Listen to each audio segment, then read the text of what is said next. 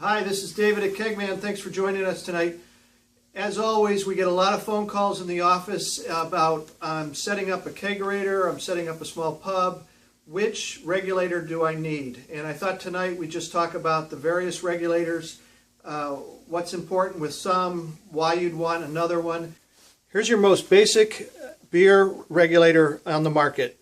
Single gauge, 5/16 barb with shutoff, adjustable right here with a regular screwdriver. Typically you're going to run this at about 8 to 12 psi depending on your setup.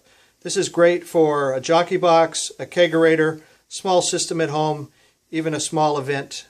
So the workhorse in the beer industry is the dual gauge CO2 320 CGA connection for your CO2 tank with a 5/16 barbed fitting. The beauty of this one is you'll be able to tell when your tank is getting close to empty. Again, set the pressure to whatever you need. Instead of using a regular screwdriver on that inexpensive primary, this one has an easier to handle adjustment right here. Instructions come with every regulator. Second one that you may go for a jockey box is same thing, dual gauge, but two product, single pressure regulator. Great for jockey boxes, 2 kegerators, small cafes, small pubs.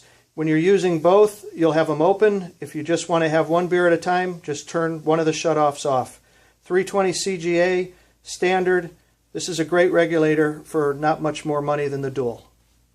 Now if you're doing 2 beers that want to have 2 distinct pressures, like a complex beer and a light beer, you don't want to pour it at the same pressure. You want to have dedicated pressure to the keg.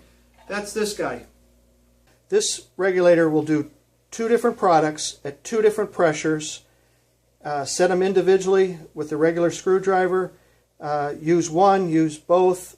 This is a great workhorse. And if you want to run more than 2 beers, instead of buying another regulator and getting another CO2 tank, just invest in a 2-product manifold, and now you can run up to 4 beers, right? With shutoffs. This is a great system. You can find this right in the air section, manifold section at kegman.net. All the regulators that you buy from Kegman will come with a CO2 wrench, and you just keep this on the tank at all times so you're not scrounging around looking for a crescent wrench to get the new tank on. Just leave this right on your tank. Now, for those that are pouring stout beer, you're going to be using beer gas. Beer gas, as you probably know or you might not know, is a mixture of nitrogen and CO2.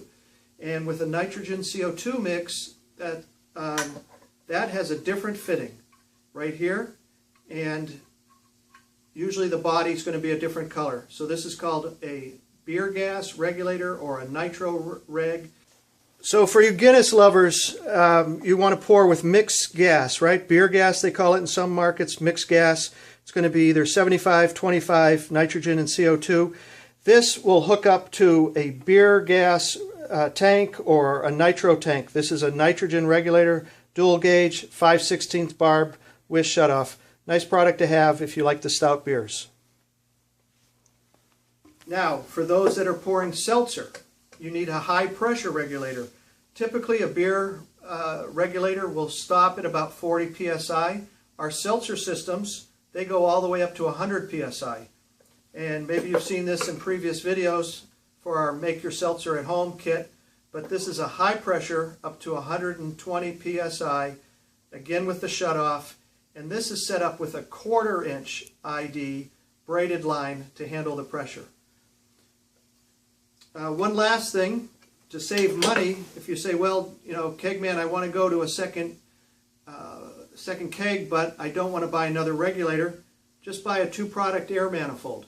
So this will connect to the regulator output, and then you can run 2 beers right here. This is a lot less money than going out and buying another regulator. Any questions, anytime, give the Kegman a call. We're happy to help, happy to get you pouring good beer or good seltzer. Thanks for watching.